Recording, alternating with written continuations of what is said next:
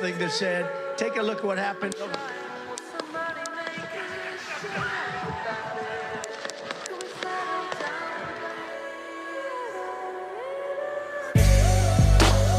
These are people who work hard, but no longer have a voice.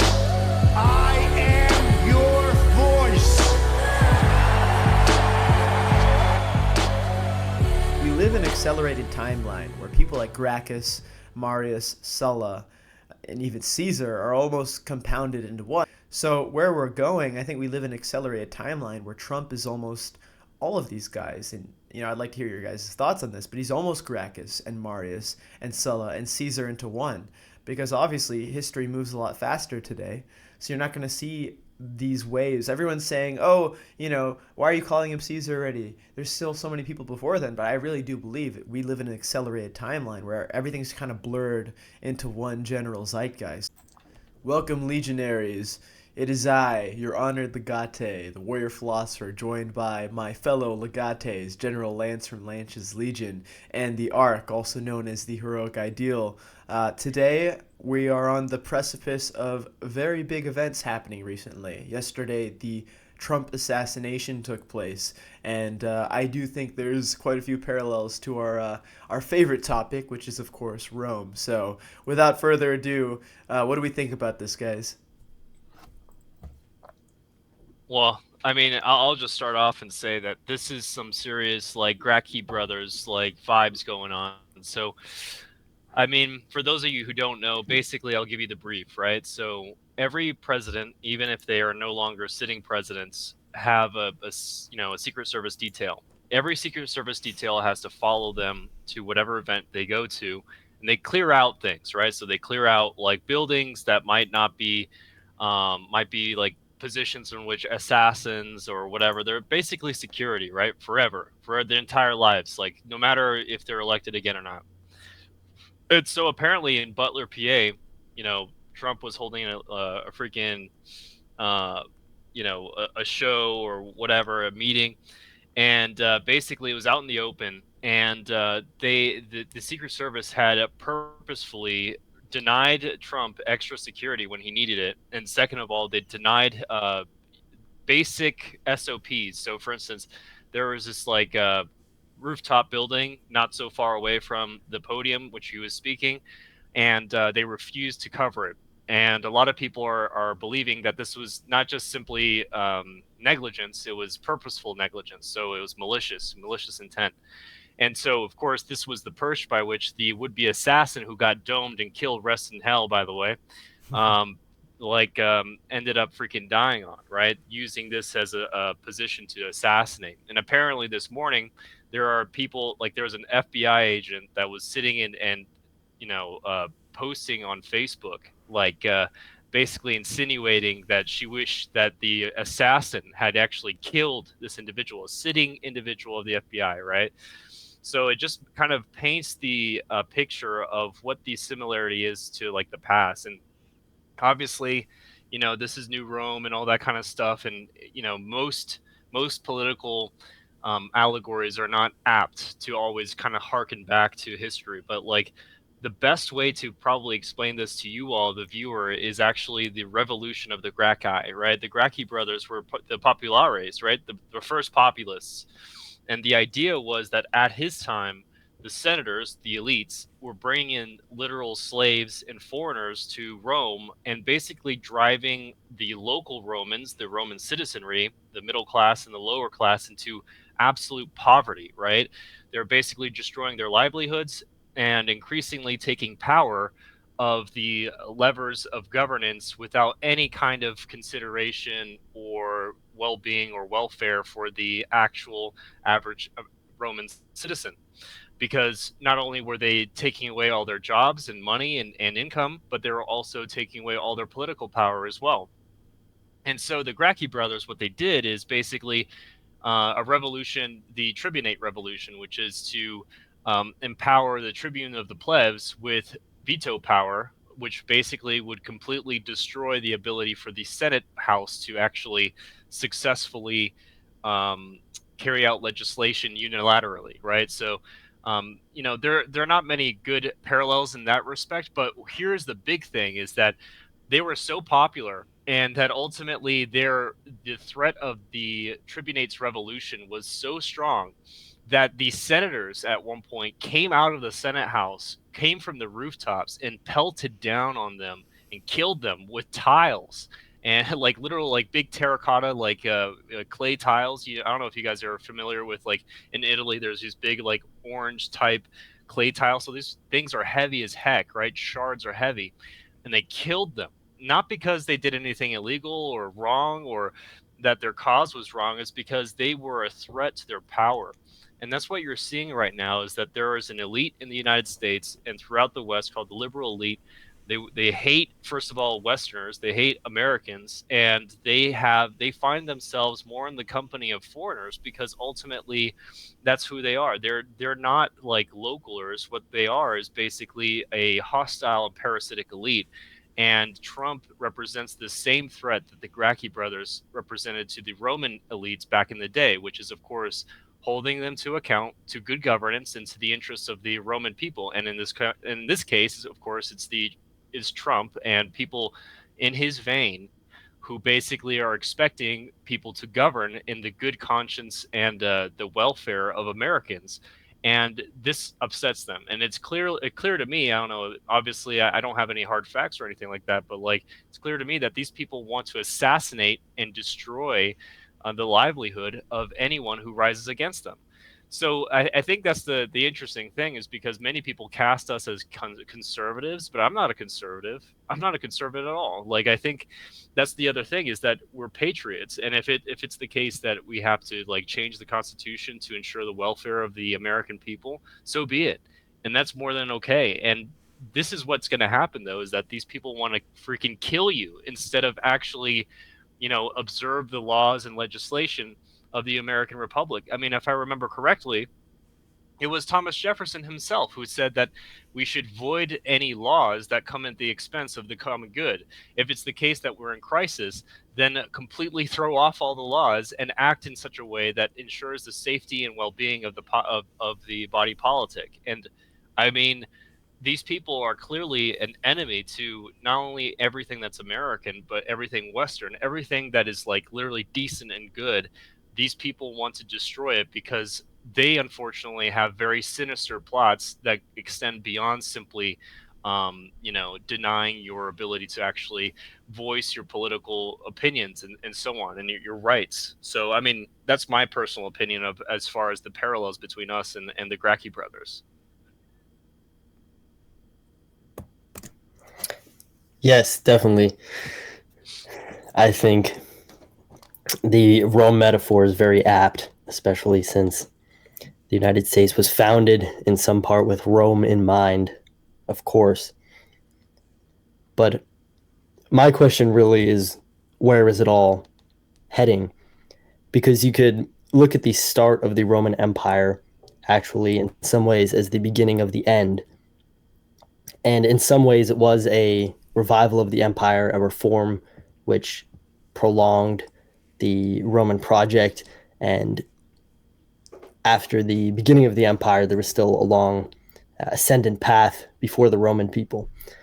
But that was also when Rome began, in certain ways, to make all the mistakes which it would eventually lead to its downfall, right? Its imperialism and so on. So I think when using the Rome metaphor for the United States today, the question for me is always, where are we heading? To what end? Let's say Baron Trump becomes the new Caesar, right? Right. He stumbles upon this podcast. He realizes that his destiny is to restore Rome. Where does that actually go in the end? What is left for the United States to achieve, besides just increased wealth and imperial conquest and so on, all these things which in many ways eventually, it seems, lead to the downfall of an empire. So that is always my question when making these comparisons with the United States. What is the future? And of course, how do we get Baron Trump a copy of the Iliad and Nietzsche's Zarathustra so that he realizes his destiny and does not just become a lame conservative. Right. And, one thing I want to point out is that I think the advantage of America compared to Rome is that Rome's, like, the main peer adversary for Rome throughout its history was Carthage. And they defeated Carthage very early in their history. I mean, I guess if you consider their history beginning with the kingdom in like 700 BC all the way to the fall of Western Rome in 476, then it's more like in the middle of their history. But if we consider like imperial history, right? Like this happens 150 some years before the empire. So once you actually have the Roman Empire, you're generally dealing with campaigns against smaller entities rather than these peer-to-peer wars. And one of the advantages, and most people might not call this an advantage, but I think it is an advantage that the U.S. does have a peer adversary, which is China.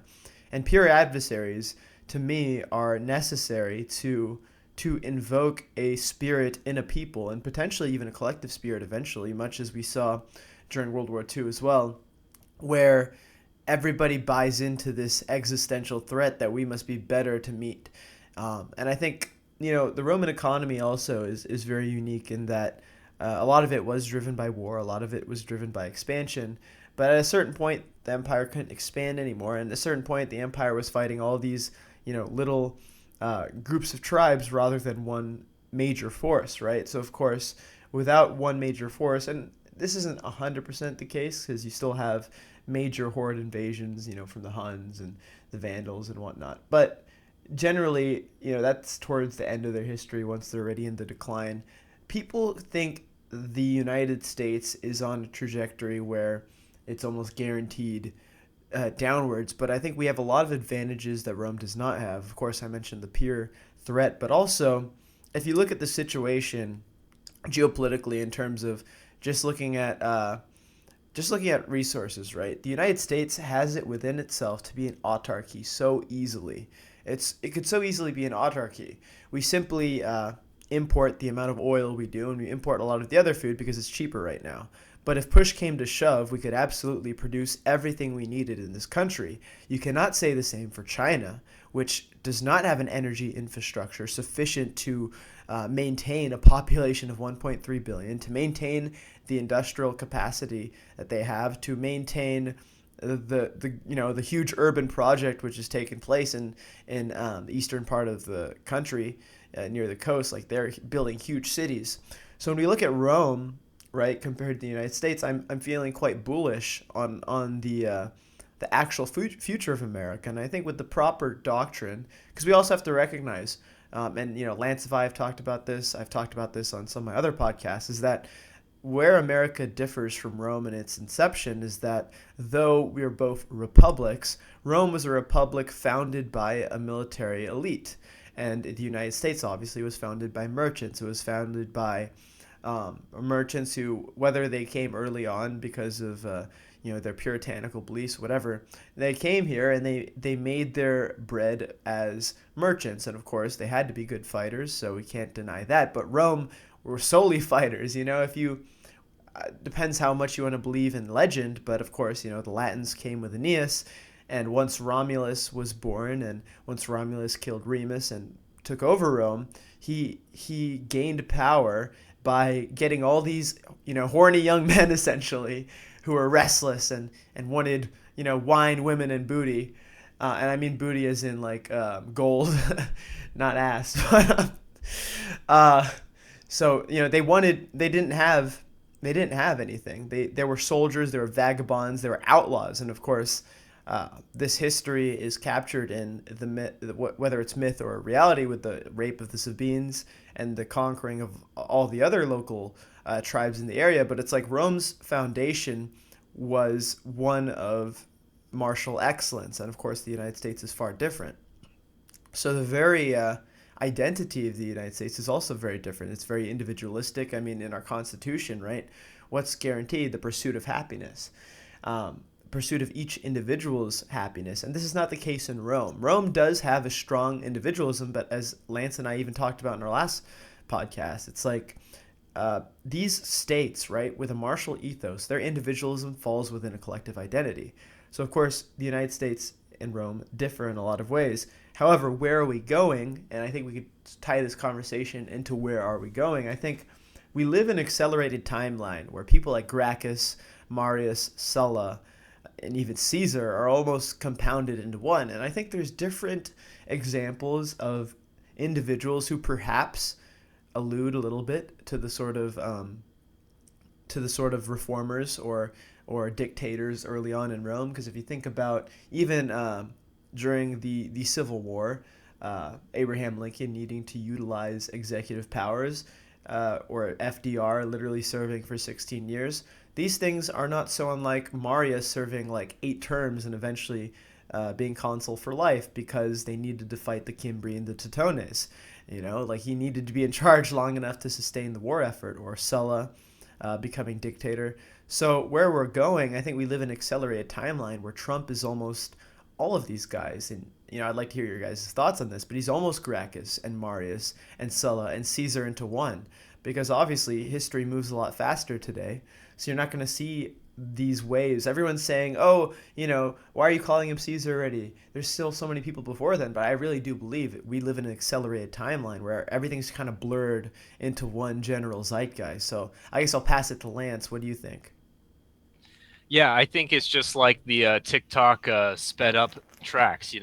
We're not even doing a regular track. We're just doing it sped up. Okay, so what does that mean? I mean, I think at the end of the day, like, yeah, there are illusions, and of course it's important to reflect and be able to draw parallels, but let's be real here. It's a one at a time thing. It's its own thing, and though we may rhyme, we are our own unique song, so to speak, our own melody. And of course, I think really what's kind of going on is that battle lines are being drawn like pretty hardcore, and they already killed a number of us. I mean, whether people like it or not, like through the quote unquote mostly peaceful, murder slash riot session that they had back in 2020, and the continued erosion of our rights, our traditional rights, and the attempted and willful assassination of our representative.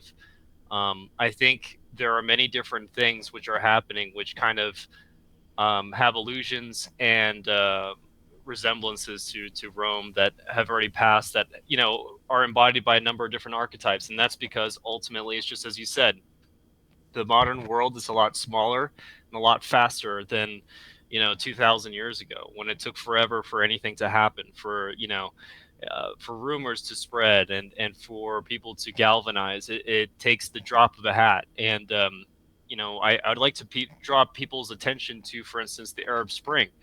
Remember how quickly it was for the, out of nowhere, the populace to just suddenly blow up in some kind of democratic fervor, quote unquote, right? Of course, everyone knows this is CIA stuff, but at the end of the day, it shows how overnight people can be motivated singularly on the drop of a hat, just because of social media and the velocity of information being far faster than it ever was way back when.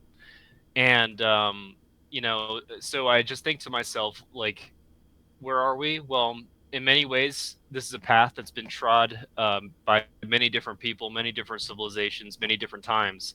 But this unique path that we're on is our own. And I think it's important that people start understanding not simply a history as a fated situation. It's something that you must act on. Otherwise, it could go very well the opposite way. So, it very well could be that they successfully repress, patriotic elements all over the West. They could successfully do that, just as they had successfully done that, for instance, in the Soviet Union, where they continuously killed and, imprisoned millions of people who wanted to bring back the Tsar, or at least get rid of the rapacious Soviet government. You don't hear about them because they're dead. And the only way that you can actually kind of make a difference is by stepping up and being involved in the political process. So obviously voting, doing all the kind of 101 stuff, but most importantly, the cultural stuff, right? So it's actually proliferating and asserting our values onto people, because it's not enough to be defensive. Defensive people lose. You have to be assertive. You have to make sure that people understand that no. The communists, their way of seeing life, quote unquote life, it's wrong. It's morally wrong. It's actually antithetical to the very notion of our being. It comes at the expense of not simply ourselves and our livelihood, but the future, right? So the future of our children, the future of like their political power and their happiness and their wants. And unless we kind of actually hold these, I guess, malign elements to account, legally speaking, they will snuff your future out, and if they can, they will kill you. And we just saw that yesterday, and they're happy about it. They're gloating about it. And at the end of the day, like, you have to understand that they don't care about the law. They just care about power and killing you, and that's it. That's it, really. So I don't know. What do you think, Ark? Yes, I like what you said about offense and defense, because we know what happens if we lose. But again, my question is, what happens if we win? Right? What is the total victory here in America? Would it be Baron Trump as a kind of Catholic monarch, and we just end up getting a kind of more conservative version of America? It seems to me that it all comes back to grand vision, ultimately. And I do think at the moment, at least in America, we are lacking a grand vision, which doesn't mean that we won't get one. But, at the birth of the United States, there was this kind of grand vision, perhaps one which was lacking in certain ways, but a vision of setting up kind of the, perfect European society around freedom, wealth, space, technological innovation, away from the kind of confines of the old continent, and of setting up a kind of new Rome. And when we look back to Rome, and part of the reason why it collapsed, which I think was its universalism, it also all comes down to grand vision, right? Because Rome had this grand political vision of the kind of universal Roman Empire, right? But what ended up happening was Christianity, which was, a slave religion for the Romans. It was the religion originally of their enemies and the people they conquered, actually ended up winning out over Rome, absorbing Rome, and kind of adopting or, subverting the idea of Rome to serve its own purposes. And there's a lot of reasons for that, the classic Nietzschean ones, decadence, so on. But I think part of the reason is that Christianity ultimately offered a much grander vision than Rome did, because while Rome offered this, political vision, Christianity offered a historical vision based in textual, traditions, the Bible, of course, this massive text, this massive historical tradition, all the way out of the desert, coming up to Christ, which involves the soul, which involves morality. And I think that's also why Christianity ultimately prevailed in the North. Again, there's a lot of different factors. There was a lot of subversion going on. Christianity at the beginning resembled wokeism in many ways, and we could draw parallels there. But I think ultimately the reason why it prevailed was because it presented this grander vision, this grand historical project, this great literary tradition, and so on. So the question now is, I think for us, what kind of grand vision can we posit which is grand enough to beat out the other forces that are at play? I think that is the real key question, because, again, while we know what will happen if we lose, if what we stand to gain if we win is just kind of a kind of lame conservative monarchy with Baron Trump at its head or something like that, then, that's not exactly the most exciting future, in my opinion. And it's not even particularly a project that I would be that interested in, other than for the fact that it would be an alternative to perhaps worse outcomes. So I think This, of course, ties into New Rome. When we look back at Rome, we should also think about the problem of grand projects, of grand visions, because I think that's ultimately what Rome represents. Yeah. And I think having a religious doctrine. So here's the issue, right? I think historically as well. And I just got done doing a video on man and technics. And the way that Spengler talks about technics, which is the technique which goes into industry, engineering, it's just the technique of actual, like, using your abilities to create things, to create technology, to use technology to your advantage. And he's talking about how the West has sort of forgotten that industry and technics are an instrument of will to power, and that we sort of view it as detached from will to power. You start to see it as, more of something for consumption, for ease of life. But he points to the East, and he points to the threat that the East poses to the West, and he says, well, the East, and I think at the time he's more alluding to Japan, but today it's largely China. And China understands, okay, having a strong industry, stealing technology from the West and reprogramming it, they actually don't spend a lot of their GDP on their military. They spend most of it on expanding SOEs, so state-owned enterprises in China are essentially businesses that are heavily subsidized by the government. They're technically private, but they're heavily subsidized by the government, and they end up losing a lot of money early on. But it's for the purpose of China being able to slowly worm their way into the economy of other countries. So you understand technics as an instrument of will to power, and they've almost spiritualized it, and that's what Spengler talks about. He says, well, the East has spiritualized technics as an instrument of their will to power. They understand that their destiny is tied to technics. And the reason I bring this up is because I think a lot of times, and it's an issue of liberal democracy, is that things like religion and culture and identity are all separated. It's almost like exacerbated with postmodernism. I think the issue historically is that you've never tried to unite all the aspects of identity into one singular vision. And I think that's what has to happen. I think that, a lot of the mission of New Rome obviously is a cultural revival, but it's like, well, what does a cultural revival mean? Does a cultural revival mean you create a new culture and then you have all these different religions? For example, you have Buddhists, Muslims, Christians, whatever. I think to a certain point that is acceptable, but it should be acceptable as a bridge to something new, not as something that's going to always endure. What should endure, I think, is something more vital and stronger and more unified. I think you do need a futurist religion with prophecies and with grand vision and with structure. And that's tied into culture. That's tied into the idea of a spiritual race, like a genuinely new identity, right? Which is my vision for a military elite, is that this is a military elite with a religion, a culture, and it becomes a race almost, right?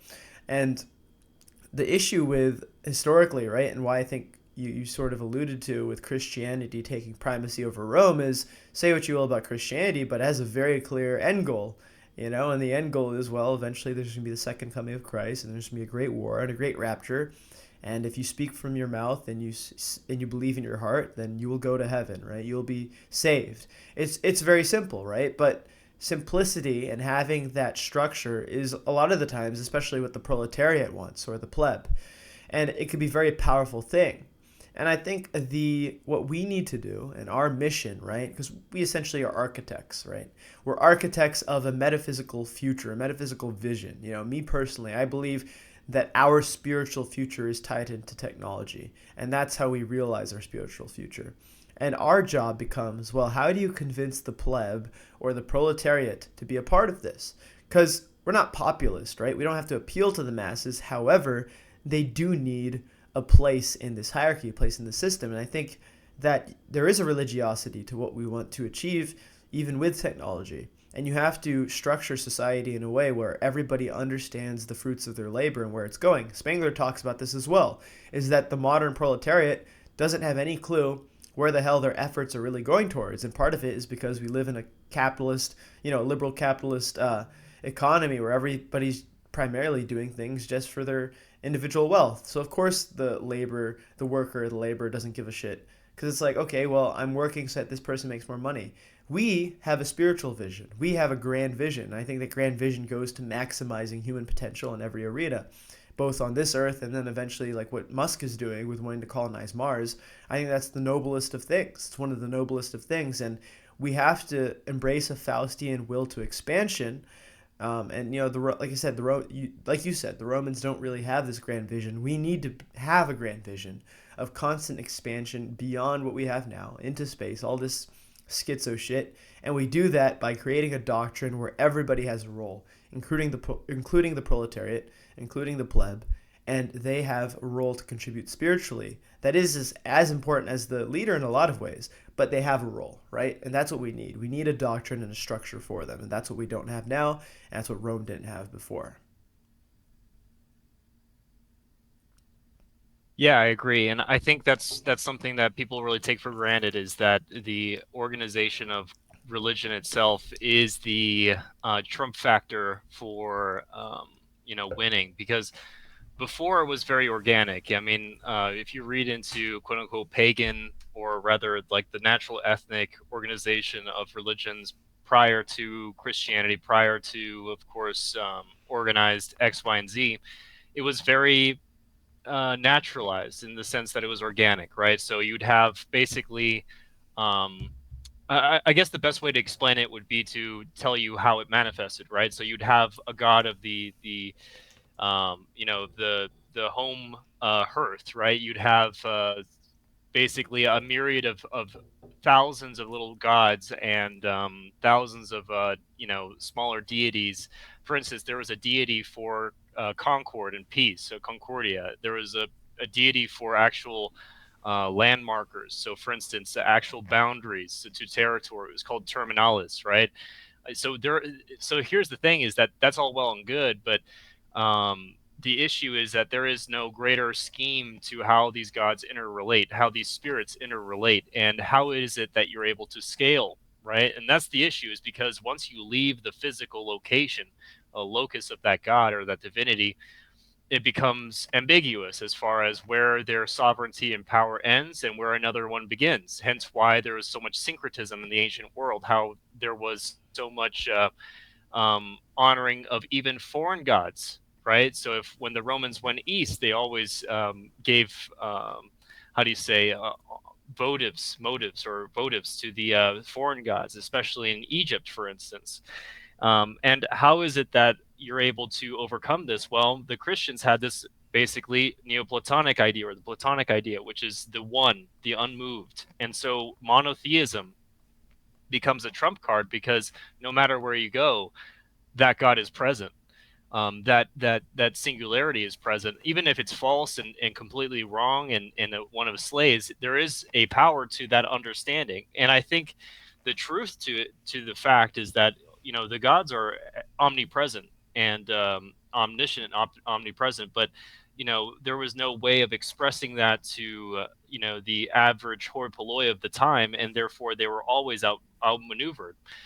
This was There was an attempt to overcome this by, for instance, the idea of Sol Invictus, which happened, it was a cult later into the Roman Empire, which was this idea of basically venerating the sun as a god, Helios, and basically the center linchpin of the universe. Because back in the day, there was this idea that, of course, this was actually kind of heretical for Christians at the time, but everyone understood that the solar system was the center of the sun was the center of the solar system. Obviously, for the ancients back then, they thought the sun was the center of the universe, right? But there is a better understanding of reality, right? Is that basically anything that is spiritual. Life is a spiritual event, and there is no such thing as a secular event, right? There's no such thing where there's an activity or location which you can evade a spiritual power or entity, and that's the truth. Because at the end of the day, as we're starting to find out in physics and so on, that dark matter and the idea of quantum mechanics and physics is that fundamentally energy is omnipresent, and in every moment of your life exists in eternity. And therefore, if you carry within yourself a certain spirituality, it exists eternally. It exists omnipresently. It exists omnisciently. And so it doesn't need to be in what people would consider physically the center of the universe. It doesn't have to be omnipresent in the way that you think about it. But now that we're able to actually understand and reconcile natural science with religiosity, we're able to understand that it is very much the case that the Romans were right, and that the oversimplifying of, quote unquote, the one really kind of comes at the expense of the multifarious and multitudinous numbers of deities which do exist and in their own right and who exist ex nihilo. But I'm not going to get too into the weeds because at this point I'm going to lose some people, and that's not my ambition. I'm not trying to be obscuritist. I'm trying to be straightforward. But what I'm trying to say is that yes, we do need a clear, concise, organized way of expressing things that's not dogmatic, but is only genitive. Does that make sense? Yes, absolutely.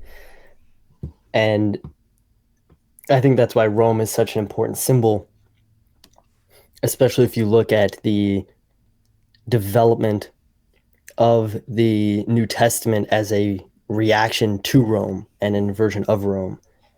Because if you look at Revelations, you can see the idea of heaven and Israel, Jerusalem as a nation being developed in reaction to Rome. Because what did Rome represent? Rome was a city, right? A physical city. It was also a nation, and it was also a people, and then attached to that was a value system. So Rome did represent this unified kind of project with the emperor at its head at that time. And Jerusalem, of course, was then destroyed by the Romans. So you have the kind of holy city of the Jews taken away. And so then you see this idea arise, well, what if Israel, Jerusalem is actually an eternal nation? It is something heavenly. It is a people, as well as a city, as well as an idea with the Messiah at its head. And what if these two cities are at war, right? The great red dragon trying to devour the woman clothed with sun. And the woman clothed with sun, of course, is Israel, which we can see in the symbolism when the heavenly city, the New Jerusalem is described. So the biblical project was very much developed in reaction to Rome. So I think it's very fitting to go back to Rome to think about how we can create our own project, one on a scale which could rival the biblical project, but be based in the heroic pagan traditions of Europe. And in that way, kind of go back to Rome as not only, the genesis of the West in some ways. I think it began before Rome, but of course, Roman identity has, been carried on since then and used as kind of continuity. We, of course, could go back to Troy, where the Romans traced their heritage as well, and to the Greeks. But to go back to this idea of Rome as both an origin and a place almost of error, right? How do we go back to the beginning and seeing how Rome went wrong, create something new, create a new grand project on this foundation of Rome, which could succeed, which could triumph, and again, a narrative which is so grand, so ambitious that it could compete with all these other narratives and beat them out. Something which includes a history, a textual tradition, but also a goal in the future, like for example the Übermensch, and of course a futurist element as well, colonizing the galaxy and so on. That's why I love Dune so much. Obviously, I don't necessarily adhere to the whole Butlerian jihad, destroy the machine. It could arise that the only way that we can become the Übermensch, or the only way that we can evolve, is by some synchronization with technology. And of course, I'm not 100% sure. But I guess what I'm saying is I do like the Dune sort of universe, right? And I've read 3 of those books. Don't recommend the 4th one. It's kind of bad. But the reason I bring up Dune Butlerian jihad aside, they do have a very entrenched religion with a grand vision, which is of course the creation through selective breeding over thousands of years of the Haderach, which is I think the translation in Dune talk or whatever is like the man who can be many places at once. And of course, the Haderach, and spoiler alert, so if you have not watched Dune, skip like 5 minutes or whatever. The Haderach is essentially this individual who can basically see different paths to the future.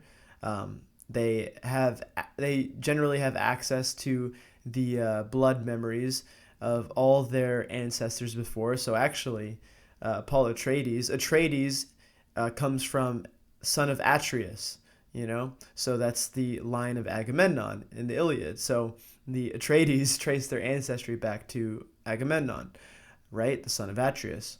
And Dune is sort of, it's a future bit, thousands of years in the future, and the grand vision essentially, from, like I said, thousands of years of selective breeding is to create the Haderach, this sort of Masonic figure who almost becomes a god, right? And the reason I like the Dune universe is because they do have a grand vision. It's tied to this sort of futurist view of things. There's these grand prophecies, and it is also a religion, right? And I think that's just a random example, but I think the way that we do it is you have to find, it's kind of like what Lance is saying, is like there's no real secular experience. All life is a spiritual experience. So I don't think you have to overcompensate with strong dogma. Again, like Lance brought up, you don't have to overcompensate with that strong dogma because life is a spiritual experience. And one of the advantages of paganism versus the more ascetic religions is that there is a natural spirituality and religiosity in relation to actually engaging with life. And I think one of the big things about Nietzsche, right, is also that you must interact with the world to create a religious or spiritual experience, whereas the ascetics attain spirituality by detaching themselves, and we don't adhere to that, right? So in the future, I think having a futurist religion, one where your religious prophecy is tied to actual action. So for example, it's like, well, maybe the first prophecy is colonizing Mars, and it's not a prophecy in the sense where like, oh, you, this one baby who was born on like a very specific date when Mars was its reddest, he is going to colonize Mars. It's more like a prophecy that people, through their will, can turn into their own destiny. And you have these prophecies which are essentially just goals, right? I mean, that's, I think, probably what starts the idea of prophecy is you want things to happen. Well, how do you get things to happen? You create a prophecy about it, and this prophecy adds that grand vision. It's like, this is part of our religion. How do you worship? You worship by getting this done, right? For the Mongols had the whole backing of Genghis Khan was they had this prophecy that eventually a great Khan would come and he would conquer the whole world. And shout out to my boy Cengiz. Unfortunately, he was unable. Temujin was unable to conquer the world, but, he did do a pretty decent job nonetheless. But it's like you set these grand visions as part of religion, as part of prophecy, as part of the doctrine, right? And you don't do it in a way that is dogmatically limiting, but you do it in a way that only improves and enhances one's will to excellence. Of course, with Hellenic paganism, they didn't really have any holy books, but they still had the Iliad. They still had Hesiod's Theogony. They had the Odyssey. Whether or not you want to consider Virgil a religious writer, I guess later on you have the Aeneid. But these things are sort of ideals, right? It's like people want to grow up and be like Achilles, or they want to be like Hercules or whatever. It's like it's almost like prophecy.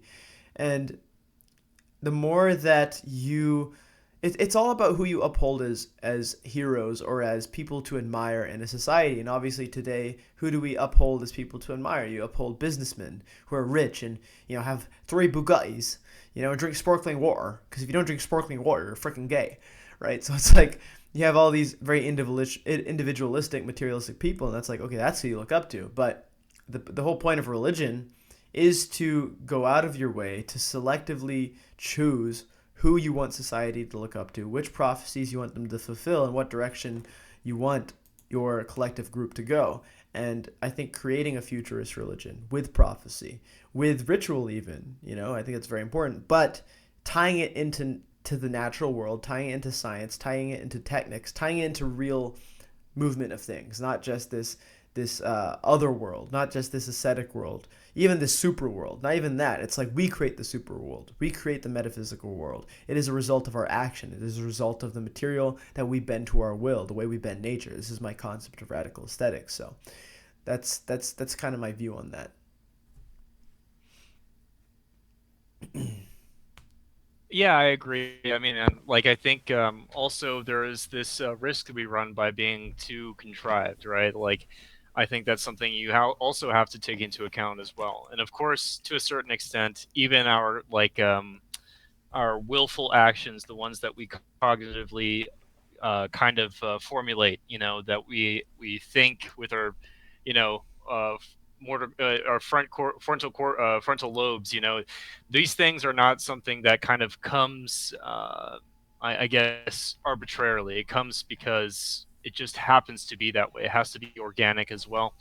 But I think we kind of, just by the mere fact that we're here and entwined together, us three and a number of other legionaries, find resonance in our message, we start to understand what it is, that higher goal, that prophecy, that kind of fulfillment, that overman, that destination, the mark beyond the horizon that we're trying to seek. And I think it's entirely possible that, this is something that is almost like a volcano that is starting to pierce through the earth and mounting until finally explodes towards the heavens, But that's my personal take. Ark? Yes, definitely. And I think Dune is absolutely a great example of a kind of, and perhaps one of the only examples, or only really well done examples of how you could actually envision a futurist, intergalactic society, which is based kind of on classical, pagan, heroic ideas. And of course, there's some Christian elements in there as well, messianic elements. And I think it's interesting to think about what you would need for that kind of movement, or for something on the scale of the biblical project. And I think the key elements would be, of course, a textual tradition, and of course the European pagan heroic civilizational project has plenty of texts. And as I may have mentioned, I'm interested in the idea of turning them into a Bible of sorts. You would also need a historical tradition, and that's pretty easy, I think, creating a historical narrative.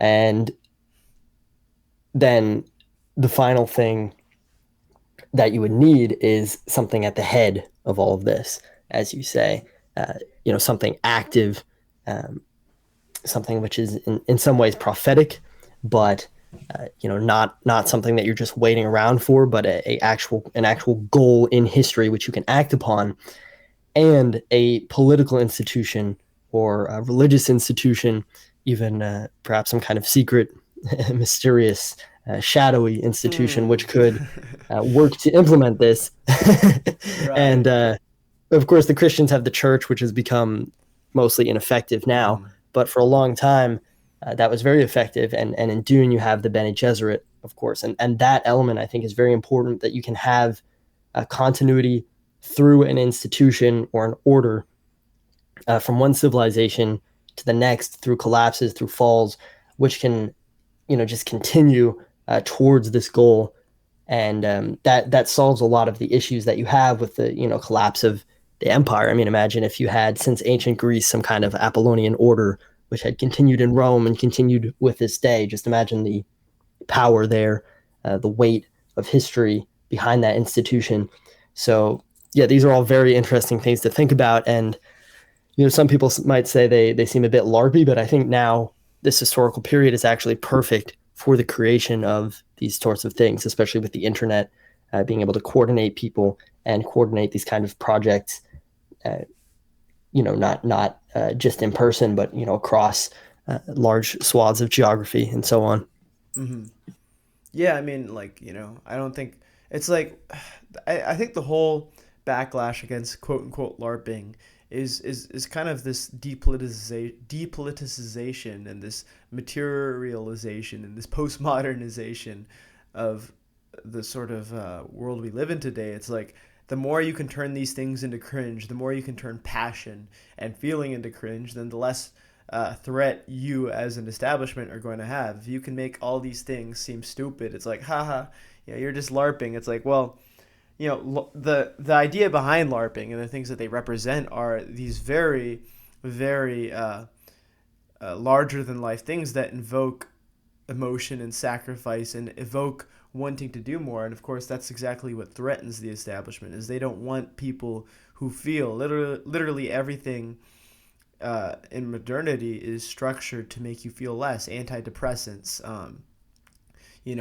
pornography, video games, even like all these different things. It's like they're all hyper stimulating so that it fries your brain so that you're less susceptible to deep feeling. And it's like, Lance and I talked about mental health a while back and how they want to view mental health as a bad thing. And I know you also listened to that part, Ark. And it's like, one of the reasons I said that is because, these mental health issues, as they call it, are actually in a lot of times strengths historically, but they want to subdue you. They want you to be more docile. They want you to be this long-housed individual.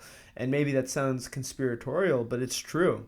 It's a lot more beneficial for a merchant elite that rules by the exploitation of value with money and material and capital to have people who are docile consumers. So of course they're going to say, oh, you're LARPing. Of course they're going to say that's cringe. Of course they're going to call you a lunatic. What's lunacy to me is the fact that people are so content living on not the bare minimum in a sense of survival, but the bare minimum in terms of a spiritual experience of life. It's like people will literally just be fine working all day, going home, eating bullshit, playing video games, going to sleep, and doing the same thing every single fucking day. That to me is lunacy, not passion and action and sacrifice. So you know what? I am gladly a LARPer. I am a proud LARPer. I wear that badge proudly. And I think everyone else should too. But anyone who has done anything of any value has always been a LARPer of one kind or another. In fact, that's just the first way of learning something. I hate this term because at the end of the day, you are what you think of. You become and do what you think about most often. When you're a child, the way you learn is, of course, going through the aping phase, which is literally you just try to mimic the adults around you. Is mimicry, and then of course after you master mimicry, it becomes organic. Once organic synthesization becomes part of you, it becomes normal, right? So at the end of the day, people need to get the fuck over like this LARPing bullshit. Yes, we are LARPers. We're LARPers because we're on the path to becoming something great. The people that are trying to denounce you or trying to interdict your LARPing are the same ones that don't want you to achieve what LARPing ultimately becomes, right? Which it becomes success. They don't want that. They're the enemy. They're the problem. Even if they come from the mouth of a friend, they're the problem. So yes, I gladly LARP. I'm freaking, Lance Legion. I came directly from Rome. I wear a toga in my off time. Deal with it. You know what I mean? Hell yes. I was suckled by a wolf. But yeah, absolutely. And the idea of heroism is founded on the idea of imitation, of course. The hero is imitating the gods, and then of course all subsequent heroes imitate the deeds of great men. And it's not an imitation which cheapens the imitator in any way, but it actually adds profundity to their actions, right? Just as Alexander the Great was inspired by Achilles, but Alexander's achievements actually, I would say, far surpassed Achilles' achievements as a warlord and king. Unfortunately, we don't have as beautiful of a literary work to commemorate Alexander. Arrian did his best, but you know, and It's then you have being Caesar, of course. it's in the works. It's in the works. Okay, that's all I Yes, can say yes. today. This is what we must do. I'm serious. Yes. But you know, of course, Caesar imitating Alexander and so on, and various you know, kings and leaders tracing their bloodlines back to Hercules, and you know, even if these things are mythic, and, you know, even if I didn't descend directly from Hercules, which of course I did, these things add profundity. You know, it doesn't cheapen you at all. It actually connects you, like we were saying again, to a uh, textual tradition, a historical tradition, and a kind of civilizational project.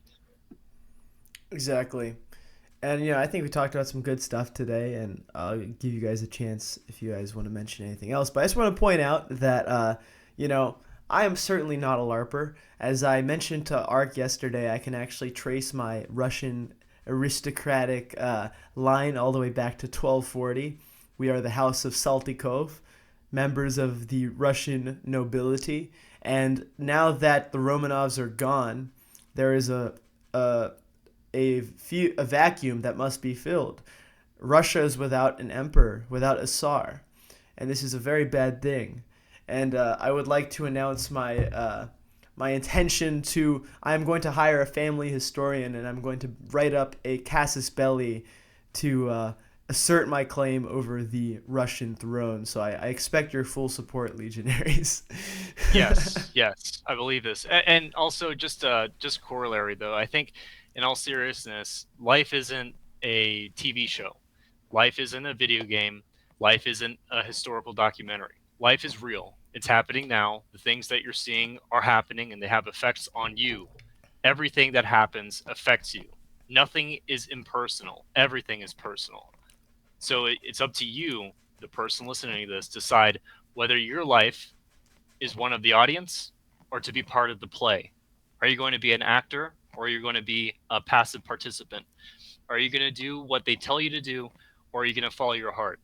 So at the end of the day, this is what it's about, is basically showing you that you are able to do these things because men in the past were able to do these things. Nothing is impossible. And the reason why we leverage heroes from the past is to show you that it's possible in the first place. But second of all, to do the double lesson is, of course, at that time, people were telling them that their actions were also impossible, that they couldn't be achieved, but they were achievable, and they achieved it. So even if it were the case that any of the actions or the dreams that we have are unprecedented, that should never serve as a reason for your inaction or your unbelief in its possibility. Because trust me, there are thousands of years worth of history which denote or are talked about humans, individual humans, who achieved great things and were constantly derided and heel checked by their lesser beings because it was deemed impossible. That was called a LARP. That was silly, that it was impossible to achieve. Nothing is impossible. Everything is possible. What you lack is the will. And this is what we're here to curate. That's my final message right here. Kill. Ark, final message? Absolutely. No, I think you said it perfectly, Lance. All right. Well, then, without further ado, I shall close this session. I'm currently pouring wine into my carpet for the gods, seeping into the yes. concrete. No, good talk, guys. Always a pleasure to get us all together. Legates of New Rome. Yeah, triumvirate. Tabacus, yes, indeed. Yes, yes. So yeah, good talk, guys. Thanks for coming, and as always, legionaries, thanks for listening. And if you want to learn how to contribute to the project of New Rome, I have my socials in my YouTube bio, so shoot me a message and we'll talk.